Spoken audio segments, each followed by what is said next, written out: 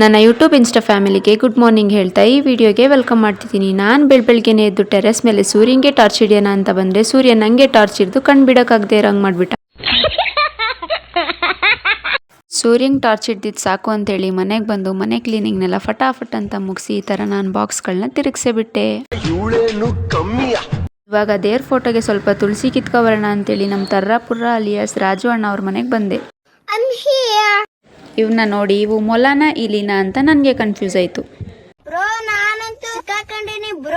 ಆಮೇಲೆ ತುಳಸಿ ತಗೊಬಂದು ಮನೇಲಿ ಕಟ್ತಾ ದೇವ್ರೆ ಎಲ್ಲರಿಗೂ ಒಳ್ಳೇದು ಮಾಡಪ್ಪ, ನಂಗೆ ಸ್ವಲ್ಪ ಜಾಸ್ತಿ ಒಳ್ಳೇದು ಮಾಡಪ್ಪ ಅಂತ ಕೇಳ್ಕೊಂಡೆ. ಇಲ್ಲಿ ನಮ್ಮ ಮುದ್ದು ನಾನು ಹೊಡಿತೀನಿ ಅಂತ ಓಡೇಬಿಟ್ಟ.